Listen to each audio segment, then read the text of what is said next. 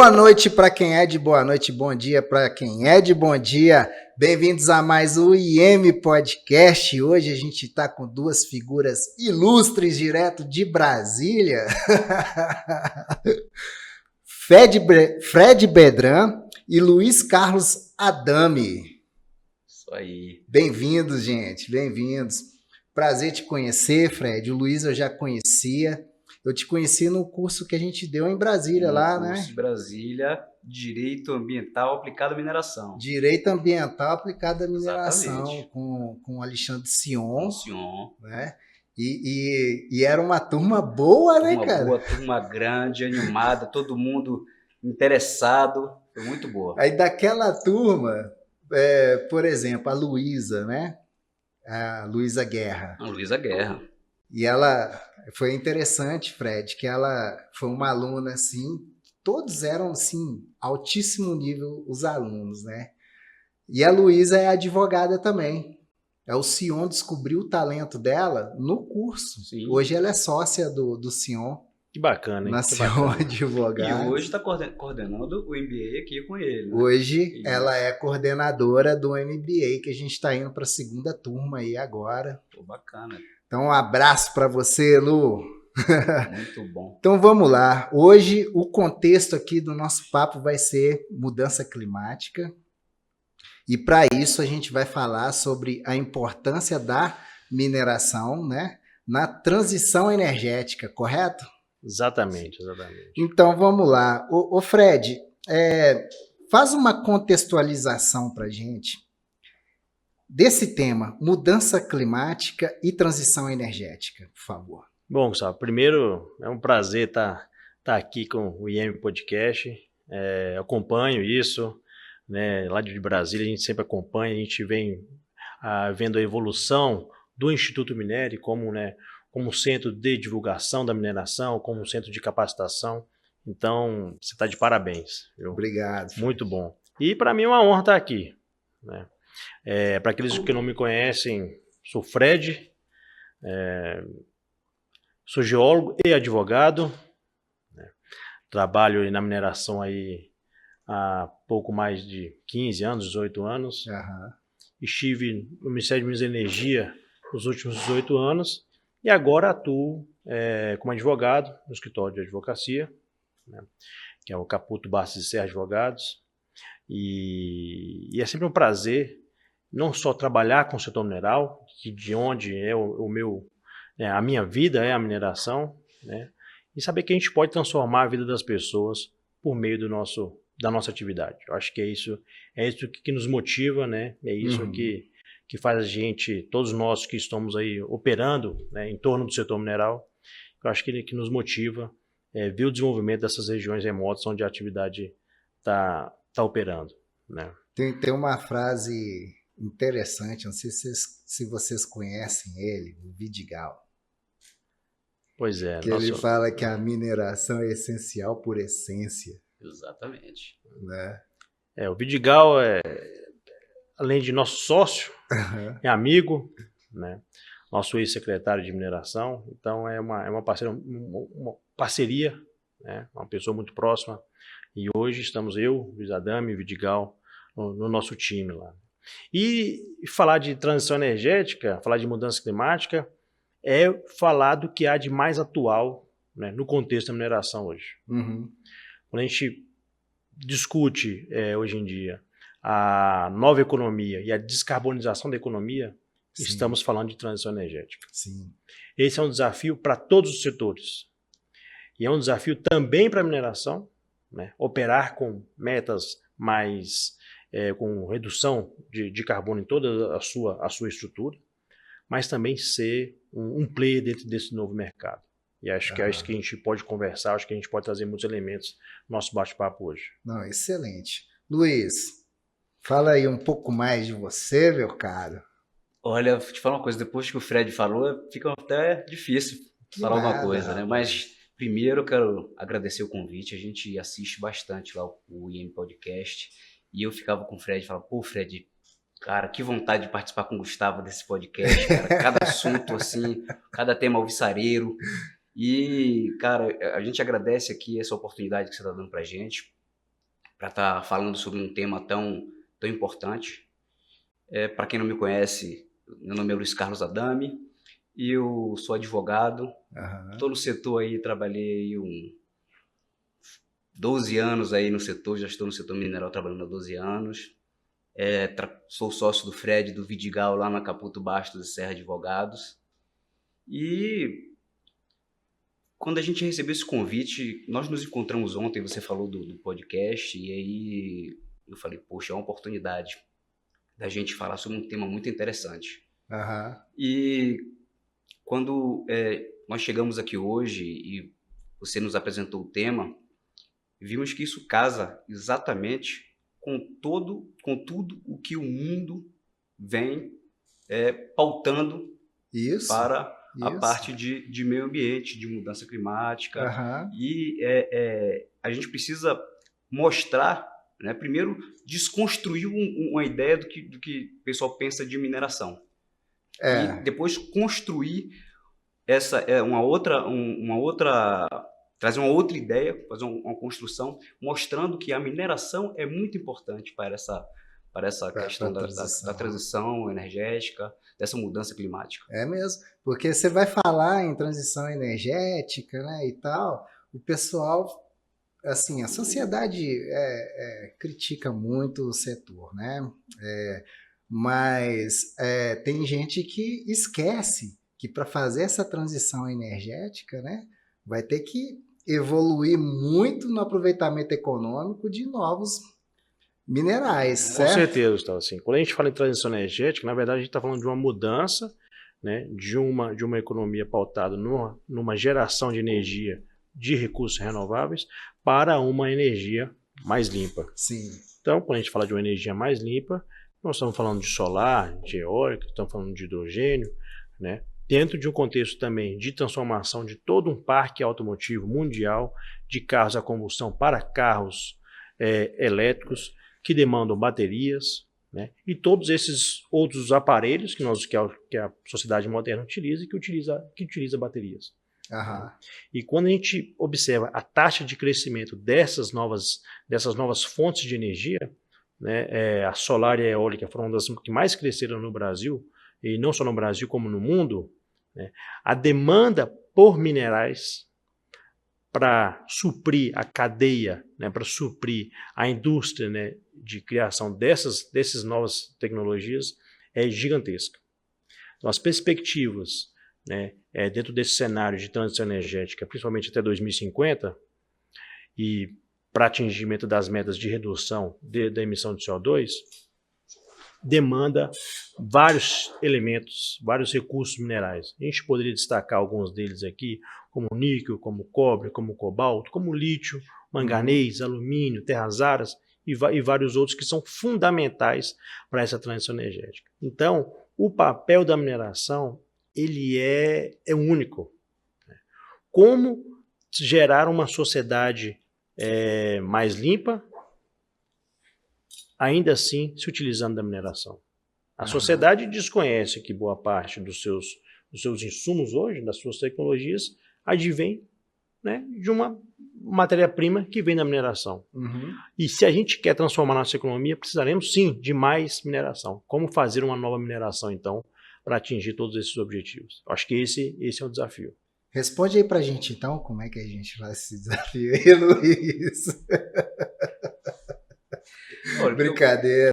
Não, mas assim, eu acho assim, o Fred colocou isso muito bem. Eu acho que a gente quer ter um celular novo, de ponta, de tecnologia, mas a gente critica a mineração. E para a gente ter isso, a gente precisa passar por ela. E essa mudança, e essa transição energética, inevitavelmente passa pela mineração. Onde é que você vai achar cobalto, níquel, lítio, tudo? De onde você vai extrair? Através da mineração. Então, essas são as novas fontes, Fred? Como é que está o cenário hoje, né?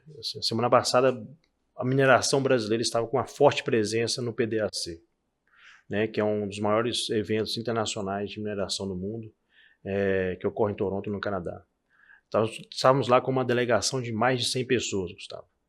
E composta por servidores, por representantes de órgãos públicos, por empresas, entidades representativas. Então, estávamos com uma forte presença. E a tônica do evento é transição energética. Como a mineração pode suprir essas novas fontes de energia, né? Como a mineração pode suprir a indústria automobilística. Então, é isso, né? Então, assim, hoje, as perspectivas, né, os bens minerais com maior taxa de demanda dos próximos anos são elementos necessários para a transição energética. Uhum. Então, o fluxo de investimentos no mundo são para esses elementos. Então, o que a gente vem vendo, né, numa procura, no aumento da pesquisa mineral para níquel, cobre, lítio, principalmente, é algo que a gente não é algo único, né? E o Brasil pode se aproveitar muito desse momento. Uhum. Por que a gente pode se aproveitar muito? Tem alguns fatores, né? Lógico, o nosso potencial geológico propício para esse tipo de bens minerais. Nós já temos uma mão de obra qualificada no Brasil, tanto na parte de geologia quanto de engenharia de minas. Nós temos uma infraestrutura adequada. Algo que eu ouvi de próprio canadenses e australianos de que o nosso arcabouço regulatório está, de certa forma, até mais propício do que em outros países tradicionais. Regulatório em relação arcabouço à regulatório, mineração. Em relação à mineração. Eu acho que o problema nosso é o arcabouço tributário. Esse é um grande desafio e esperamos que qualquer avanço nas discussões tributárias não afetem a nossa política de royalties no setor, que foi recentemente alterada. Né? Mas, abrindo parênteses, não queremos que isso que volte esse fantasma para atingir o desenvolvimento dos nossos projetos. Uhum. Então, a gente vê que o país está bem situado, né? A gente se coloca como um grande player, tanto do ponto de vista da produção desses, né, do potencial para pesquisa e para a produção desses bens minerais, como também um hub, né, dessas cadeias na América Latina. Sim. Então, o Brasil, como um líder, né, natural na América Latina, em termos de indústria automobilística, de uma indústria mais avançada, né, ele se torna um local mais amigável para a implantação implantação, por exemplo, de indústrias mais avançadas, ou quem sabe de uma bateria. Eu acho que é isso que a gente está percorrendo. Uhum. Então, nós estamos, do ponto de vista da mineração, a gente está muito bem. Uhum. E tem um outro fator que esse coloca o Brasil num cenário altamente vantajoso, que é a nossa matriz energética. Isso é sabido, que a nossa matriz energética ela é majoritariamente composta por energias renováveis, né? Desde os tempos de escola que a gente estuda ali, poxa, Brasil tem uma carga, né, de energia, principalmente de hidrelétricas muito grande e tal, né? E agora recentemente com eólica e solar muito intenso. Então a gente tem um diferencial competitivo enorme, porque não só suprir essas novas cadeias com insumos minerais que elas necessitam, mas também produzir esses bens minerais de forma mais limpa, com uma pegada menor de carbono. E para isso, como eles são, como demandam muita energia, a nossa energia, que é renovável, a gente tem uma competitividade única no mundo. E a gente observa que esse fluxo de investimento está olhando para o Brasil nesse sentido. Então, a gente poderia destacar alguns projetos interessantes que nós temos hoje, né? Se me permite aqui, os colegas talvez estejam falando demais, mas... Manda ver, Fred. Eu acho que tem alguns projetos hoje no Brasil que mostram esse nosso nível de competitividade. A gente pode destacar... Você fala em competitividade e exemplos de boas práticas. Exatamente. Vamos lá. Um projeto de lítio que vai entrar em operação, acho que no próximo mês. Pode citar aqui o nome dos projetos? Então, o projeto da Sigma Lithium, por exemplo, aqui no Vale do Jequitinhonha. desenvolvimento de um projeto numa região extremamente pobre, Isso. né? Isso. De um bem mineral que o mundo está ávido por ele. Aham. Vamos produzir lítio, né, numa planta green tech, né, uma planta com uso de energia renovável, com Aham. boas práticas socioambientais. Então, é um case muito interessante que mostra o potencial do Brasil no mundo. Aham. Para um elemento do elemento que está hoje como o mais... O queridinho. O queridinho. Você utilizou o termo... Hoje o lítio ele é o queridinho, né, da exploração mineral no mundo. Aham. E podemos citar vários outros, né? A gente poderia citar aqui todos os projetos de cobre e de níquel que estão hoje sendo desenvolvidos no Carajás. Tem a mina da Oz lá também, que é subterrânea. Exatamente. Então foi interessante você citar o caso da Oz, porque a gente tinha antes grandes projetos de cobre e níquel da Sim, Vale. sim. E o que nós estamos vendo agora é o desenvolvimento de projetos médios de cobre, por exemplo, como da Oz, antes a Avanco, e outros estão sendo desenvolvidos. Agora um da Aerocópia também, que é a Boa Esperança para cobre. Para níquel, nós temos projeto, por exemplo, da Centauros, que é o projeto Jaguar. Então, isso mostra a transformação da província de Carajás. E, cara, você falando de Centauros, eu tenho um carinho pela Centauros, né? Que no começo do Instituto Minério foi nosso maior cliente. Que legal. E o pessoal estava trabalhando muito na prospecção. E hoje eu vejo várias áreas aqui em Minas Gerais, por exemplo, que foi pesquisa da Centauros. Né? Então, assim, eu tenho um carinho assim, muito grande, assim, um afeto pela Centauros, que passou a fazer parte da história do Instituto Minério com os cursos do Albano. Ah, que legal. Professor Que bacana. Albano Leite. E é interessante, assim, nesse caso, nesse case específico, né, uma empresa australiana, né, o board australiano, e são pessoas que sim, querem investir no Brasil, acreditam no Brasil, né? E isso é muito bom. E eles encaram uma parte penosa da mineração, que é a parte de prospecção, né? Então logo vamos estar dando, né? Esse projeto está dando bons resultados, o projeto de níquel sulfetado em Carajás. Excelente.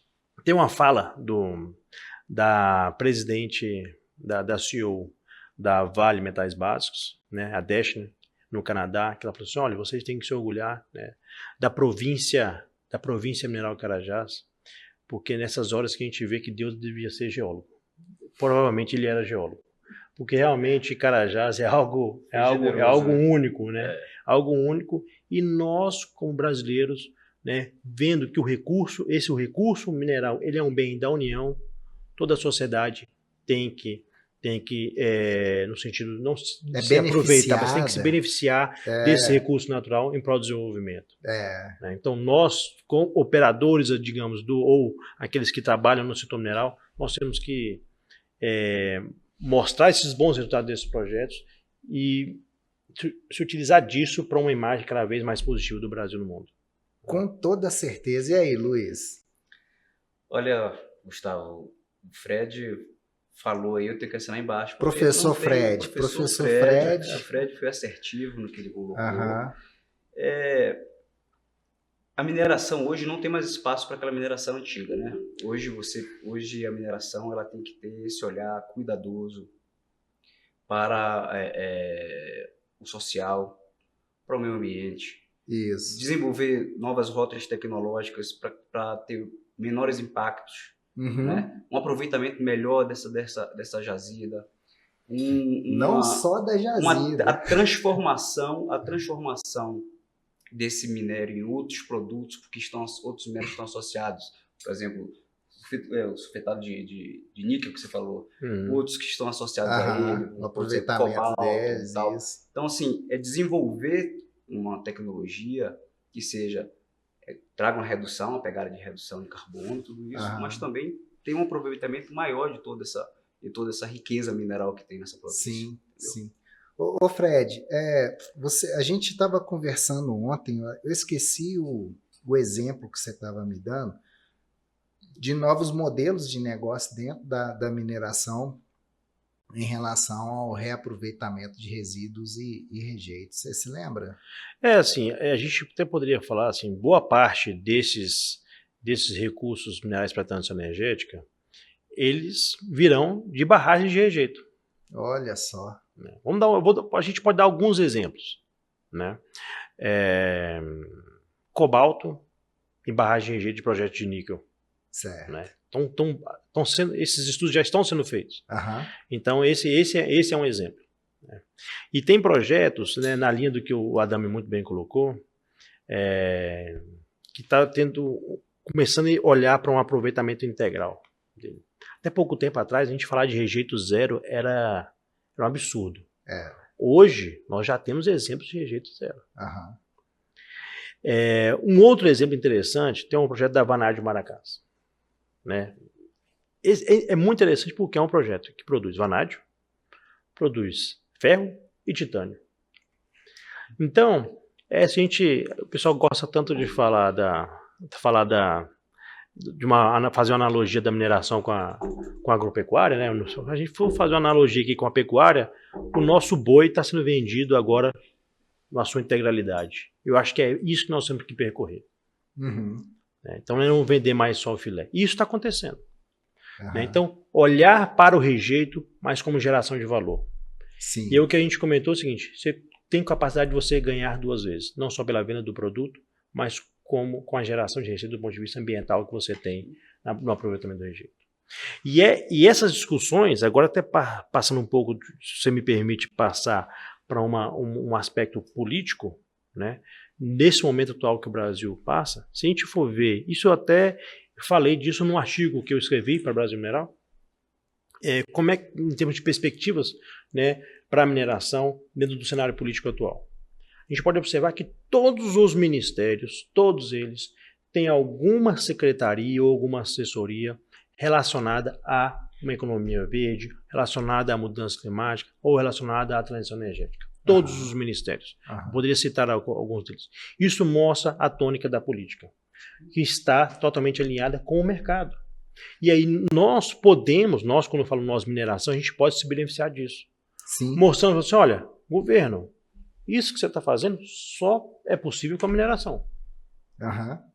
E é exatamente isso que eu coloquei ali naquele artigo. Então eu acho que nós temos uma oportunidade única de mostrar para o formulador de política pública e para a sociedade a importância da nossa mineração. Tá, e você me manda esse artigo que eu vou compartilhar lá nos grupos do canal aqui nosso. Maravilha. Tá? Muito bom. E eu tenho notado assim, uma evolução na engenharia muito grande. Eu estou fazendo mestrado lá na UFMG, em inovação tecnológica. Boa parte dos meus amigos lá estão fazendo ensaios com o reaproveitamento de resíduos e rejeitos e economia circular. Né? Eu até apresentei um projeto no último semestre que eu fiz um projetinho de remineração. Mineração urbana. Né? Na Europa já é bem difundido. Você entra em sites, você consegue comprar bateria já utilizada, vários hubs produzindo e plantas, já tem plantas para fazer a mineração urbana também, né? Desenvolvimento sustentável e economia circular no país. Você acha que também é uma tendência da mineração entrar? Com certeza, com certeza. Quando a gente fala de mineração urbana, hoje esse conceito de mineração urbana no Brasil, a gente utiliza mais para a reciclagem de eletrônicos. Sim. Né? Mas quando a gente fala da reciclagem como um todo, a mineração ela se insere em vários setores, vários segmentos. Tem esse segmento da mineração urbana em si, da reciclagem de eletrônicos. Tem aquele tradicional que nós já conhecemos, que a gente é muito bom nisso, que é a questão da reciclagem do alumínio, latinhas, né, de cobre, refil. Sim. Né? Tem também de entulhos de obra, utilizando nessa separação, utilizando disso como agregados para a construção civil, fabricação de agregados, areia ou material mais fino. Né? E tem não só isso, assim, agora é um outro uso, né? Mas é um uso do material a isso do próprio lixo urbano, né, como insumo, por exemplo, para a indústria cimenteira. Sim, Que isso é gigante. Então, assim, a mineração está totalmente inserida dentro da Política Nacional de Resíduos Sólidos. Né? De fato, o que tem que acontecer é que, que existam mais benefícios, né, para o aproveitamento desses resíduos. Sim, né? sim. Política, né? Isso. O pessoal sempre fala assim, olha, é um ponto muito importante para a mineração, os territórios mineradores, é você desenvolver novas cadeias. Né? Poxa, você vai ter um momento que você vai fechar a sua mina, como é que a gente pode desenvolver novas cadeias produtivas para que a mineração, para que aquele município de fato consiga sobreviver pós-mineração? E eu sempre fiquei pensando, poxa, por que não fazer, não desenvolver outras economias, mas com mais mineração? Então é a mineração gerando mais mineração. Sim. E a política de aproveitamento de resíduos pode gerar isso. Eu, historicamente, tenho uma mineração de ferro, mas tenho também uma mineração de agregados. De agregados que é o quê? Que ela é muito mais perene. Você vê o nível de consumo de agregados nos Estados Unidos e na Europa, comparado com o Brasil, nós estamos muito atrás. Que é o quê? Que é a infraestrutura urbana, que é a qualidade de vida para a população. Então a gente está muito aquém ainda. Então, isso vai aumentar cada vez mais. Enfim, são alguns temas que foram surgindo, que a gente poderia aqui ficar discorrendo horas sobre essa questão de reciclagem, de uso de resíduos, enfim. Mostra que a mineração está em todos esses cenários. Sim, né? Sim. Eu acabei de chegar de São Paulo e eu fui na Gerdau, né, na fábrica da Gerdau de aço, lá em São Roque. Né? Aí você vê que a maior parte do material que eles estão fazendo aço é de reciclagem. Né? Vem muita coisa da mina de Ouro Branco, mas a maior parte é reciclagem. Né? Então você vê a importância, e daí a gente vê um conceito de economia circular sendo aplicado aí na sua essência, né? Porque aí para quem não conhece, né, explicando aqui a grosso modo a economia circular. Por exemplo, o material sai de uma mina, ele é beneficiado, ele é transformado em ácido e vai para a sociedade. Essa é a economia linear. A partir do momento que esse material volta e é beneficiado novamente e volta para a sociedade, aí a gente já tem economia circular. E dentro do tema da mineração responsável, né? Hoje, no Brasil, quais são os temas mais quentes que a gente pode falar sobre a mineração responsável? Mas você foi para um outro ponto. Mudei aqui totalmente. Mas não é totalmente, porque é interessante, porque assim, quando a gente observa o contexto da mineração dentro do desenvolvimento sustentável, a gente tem eficiência energética, a gente tem responsabilidade socioambiental, né? A gente tem toda a compatibilização da mineração dentro da nova tendência de redução de emissão de carbono, e temos a mineração responsável. Sim. E se eu fosse elencar um tema aqui, eu acho que o Luiz Adam pode me complementar. A questão da rastreabilidade hoje é o principal mecanismo de uma mineração responsável. Quando a gente observa temas que estão na mídia hoje, como a questão do garimpo de ouro, né, no Brasil, nas terras Yanomamis, que está tendo uma repercussão mundial, e isso, de certa forma, né, afeta a imagem brasileira, afeta o fluxo de investimento do Brasil e afeta a imagem ainda mais da mineração brasileira, mesmo não sendo mineração. Todos nós sabemos que isso se trata, na verdade, de uma extração ilegal. De certa forma, isso afeta. E a solução para isso, eu não tenho dúvida, é a rastreabilidade. Quando eu estou olhando para ouro, mas a rastreabilidade ela não se insere nisso. Não se encerra na questão da rastreabilidade do ouro. Eu posso dar alguns exemplos. Vamos lá. Vamos falar de um exemplo do ponto de vista político. Normativo. Tem uma legislação recente do estado de Tocantins dizendo que os produtos minerais ali produzidos têm que ser rastreados. Vou te dar outro exemplo. A indústria da água mineral São Paulo. já utiliza um selo fiscal tributário. Aham. O Estado de São Paulo lançou o CAD Minério, que é o Estado só compra agregados que estejam já cadastrados, ou seja, aqueles que têm um licenciamento ambiental, licenciamento minerário. Aham. Então, tem esse tema da rastreabilidade. O que consiste a rastreabilidade? A rastreabilidade consiste no monitoramento, no rastreio de todas as etapas da cadeia mineral. Certo. Né? Você vai dar um exemplo de ouro. Vou dar o exemplo do ouro. Acho que o ouro ele é o mais significativo. Uhum. Né? Quando a gente fala de rastreabilidade, eu não estou falando de certificar a origem. Certo. Eu estou falando de falar assim, olha, eu estou falando do rastreio de todas as etapas, de todas as transações. Aham.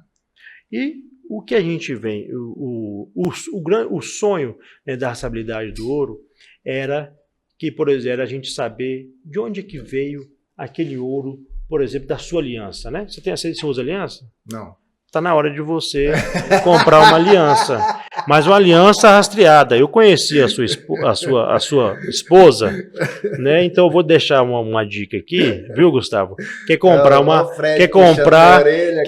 uma aliança rastreada. Né? Porque se você fosse geólogo, aí você poderia falar, não, eu não posso usar aliança porque tem a contaminação quando eu vou manusear a amostra e tal. Mas você não sendo, você vai ter que usar, meu essa é a amigo. desculpa dele, né? Cadê a sua aliança? Não, Fred? então, poxa, Rapaz. Ele já está na advocacia há bastante tempo, mas até hoje, para isso ele é geólogo. Daqui a pouco ele vai me pedir para cortar esse pedaço do podcast. Não, de forma alguma. Essa é uma brincadeira que eu fiz em várias palestras que eu fui falar de rastreabilidade do ouro. Né? Porque, de fato, assim, esse eu acho que é o sonho da sociedade.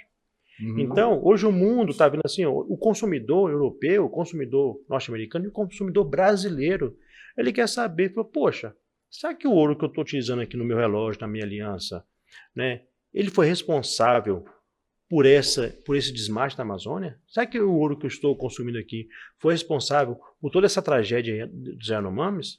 Essa é uma pergunta que a sociedade mundial está fazendo.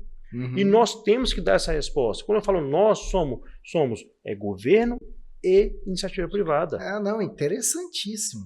Porque para você declarar, né, uma jazida, você tem que ter rastreabilidade, transparência, né, e todos aqueles itens ali dos códigos internacionais. Quando eu estou falando de rastreabilidade, assim, a rastreabilidade é interessante, né? Que é uma rastreabilidade do ponto de vista físico e digital. Sim. Né? O sonho era, por análise química, eu identificar a origem daquele ouro. Certo. Infelizmente, ainda não atingimos do ponto de vista técnico-científico, ainda não atingimos esse objetivo. Porém, tem marcadores físicos. Uhum. Vou te dar um exemplo hoje que já tem no mundo, que é chamado Bullion Protect. É uma marcação nas barras de ouro. A Indonésia já utiliza isso. Certo. Né? Então, a partir daquele momento, aquela barra ela é marcada por um código, uma espécie de uma tinta específica, como se fosse a marcação que nós temos nas nossas cédulas. Uhum. Né? As cédulas de dinheiro que nós utilizamos, já existe esse tipo de tecnologia.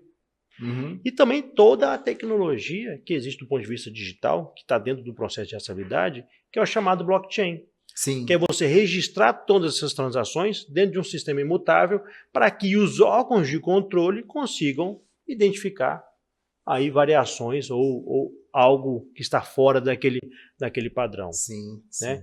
Então, assim... não tem desculpa, né? Não tem desculpa. Tecnologia e metodologia a gente tem. E ainda falando um pouco mais da rastreabilidade, a gente não se restringe ao ouro. Quer ver um ponto muito interessante que eu posso linkar com a questão da transição energética? O nosso alumínio. Certo. A gente vende os lingotes ali. O nosso alumínio, nós temos uma competitividade muito grande por ser produzido com energia renovável. Certo. Eu tenho como, dentro de um sistema de blockchain, com uma marcação física, assim, esse lingote foi produzido na mina no Brasil, tal dia, e a pegada de carbono desse lingote de alumínio é tanto. Uhum. Ou seja, vários outros elementos que eu posso associar a um rótulo de determinado bem mineral. Sim, a rastreabilidade ela faz isso. Então, não só identificando de onde veio e por onde está passando, mas características interessantes daquele produto. Né? Excelente, Fred. Excelente. Nessa linha, só em complementação, você tem uma exigência. Desculpa, é falta de costume. Então, assim, complementando o que o Fred disse, você tem essa exigência da sociedade, né? Inclusive do comprador final dessa cadeia, que está querendo saber de onde é que esse ouro está vindo, ou de qualquer outro minério. E você também traz uma coisa para o Estado, porque hoje o Estado ele precisa ser mais eficiente nessas fiscalizações. Sim. Né? Então, quando você coloca essa rastreabilidade, né, estamos falando do ouro aqui, você coloca esse Bullet Protection, você traz um sistema de blockchain para essa rastreabilidade do ouro, registrando toda essa cadeia, você consegue dar mais eficiência para o Estado para saber de onde é que a coisa está vindo errada. Porque o que estiver fora daqui às vezes não está regularizado. O próprio mercado se autorregulamenta, né? Mas essa é uma exigência do próprio mercado, do comprador que está lá afinal, ele já está exigindo que tenha isso daí para evitar justamente os questionamentos, como o Fred bem apontou, que é de onde está vindo esse ouro? É de uma unidade de conservação? É de uma terra indígena? Né? Então essa já é uma cobrança sendo feita. Eu acho que você colocou muito bem, Gustavo, assim, a solução ela não é pública. Eu vejo mais uma solução privada para isso, na autorregulação. Eu não tenho dúvida disso. Esse é o caminho. Né? Eu acho que é estender um pouco mais aqueles critérios lá de declaração de recursos e reservas, né, para a indústria. É interessante você falar assim, a declaração de recursos e reservas é o quê? É um ente independente ali, são pessoas qualificadas, vinculadas a uma entidade privada, né, que são creditadas para fazer isso. Né? Da mesma forma, a certificação ela pode vir nesse sentido. Né? Aí, mais na linha de certificação de origem. E a rastreabilidade ela vem compondo aí e olhando para toda a etapa da cadeia. Exatamente. O próprio mercado regulando, mais Exatamente. eficiência, Exatamente. menos burocracia, mais agilidade. E trazendo também resultado para o Estado. O privado trazendo esse resultado. Agora, é lógico que tem que ter essa sinergia, né? Tem que ter esse olhar da política pública, do Estado trabalhar e desenvolver uma política pública para isso, né? Por meio de normas, regulamentos. E, a partir daí, deixar com que o privado traga essas soluções tecnológicas, né? Que hoje já temos em várias outras cadeias produtivas, como cigarro, álcool, né? E trazer isso agora para o ouro. Teve uma para a gente não se alongar muito, Gustavo, assim, tem uma discussão, foram vinculadas algumas notícias sobre uma medida provisória que está sendo discutida no âmbito do Poder Executivo, né, sobre esse maior controle do comércio de ouro. Né? E eu não tenho dúvida assim, que se essa medida provisória ela conseguir absorver esses pontos de rastreabilidade que a gente colocou aqui, e não somente uma medida provisória, como a própria legislação infralegal do ponto de vista das resoluções da própria Agência Nacional de Mineração, a gente vai conseguir dar bons resultados, ou seja, boas mensagens para a sociedade brasileira. Né? Eu acho que vocês estão trabalhando nessa política aí, então não... Rapaz, você sabe que eu fui formulador de política pública pelos últimos 15 anos, né? E você sabe que é algo que é algo que eu sei fazer. Vocês trabalharam naquele plano de revitalização da mineração? Olha, eu falo com muita felicidade, Gustavo, que eu trabalhei em formulação de política pública nos últimos 15 anos. E eu acompanhei todas, desde a questão do marco regulatório no governo do PT, o plano de revitalização no governo Temer e mais recentemente no governo Bolsonaro, na questão da discussão da reformulação do plano 2030 agora para 2050. Certo. Então eu fico muito feliz de ter participado, né, de todo o bastidor da política mineral brasileira. Né? Então, cada vírgula que você perguntar, aí com certeza vai ter meu dedo lá. Nós vamos o ter nosso, que... né? Exatamente. Porque desses seus 15, 10 eu tava lá dentro. 10 esse aí tava junto. Ô Fred, eu tô marcando vocês aí, viu? Viu, Luiz? Para a próxima vez que vocês voltarem aqui em Minas Gerais, para a gente continuar esse bate-papo nosso aí. Será um prazer. Prazer estar aqui falando contigo. Uma vez, 2, 3, quantas você quiser. E Legal. estamos esperando você lá em Brasília. Nós vamos fazer um evento em Brasília. Vamos. Daqui a pouco a gente solta. Eu tô com 2 presentes aqui para vocês. Tá? É exclusividade para os alunos nossos, mas Poxa, olha aí. Obrigado. Olha aí. um fieldbook do Instituto Minério. Poxa, que legal, Muito obrigado. Bom, fico lisonjeado. Tá Obrigado, legal? cara. Aí, Luiz, vira aí. O Fred, vira ele. Aqui, Vira, não, a identificação. contracapa. Aqui. Lá no final. Ah, A desculpa. última lá. Fred, que é geólogo, vai gostar demais. Pô, ficou legal mesmo. Você pegou... Então, as nossas cadernetas vinham exatamente com isso, né? Pois é. E esse códigozinho aqui, que ele... O código são dos contatos nossos. Maravilha. Né? Maravilha. Mas é uma caderneta aí que tem uma régua ali para você, né, usar de escala. Tem o norte aí também para você usar nas fotos aí, né? Bacana, bacana. E prazer receber vocês aqui. Muito obrigado aí pelo tempo, né? Pela disponibilidade. Sei que vocês estão com o tempo corrido aqui em Minas Gerais, né? Mas sempre teremos tempo para você. Só chamar a gente aqui, cara. Não tenha dúvida disso. É um prazer imenso estar aqui com você. Eu acompanho o seu trabalho de muito tempo. Eu sei. E eu admiro muito o trabalho que você vem sendo desenvolvido pelo Instituto Minério, na capacitação de várias empresas. Uhum. Né? E eu tive a oportunidade de participar, né? de uma dessas capacitações, assim, muito boa qualidade, comprometimento. Com certeza. Então, assim, parabéns, com certeza. Continue com esse trabalho belíssimo que você vem fazendo. A gente tem um lema aqui no Instituto Minério que é conhecimento compartilhado é conhecimento ampliado. E a gente leva isso sempre ao pé da letra. Isso é muito bom.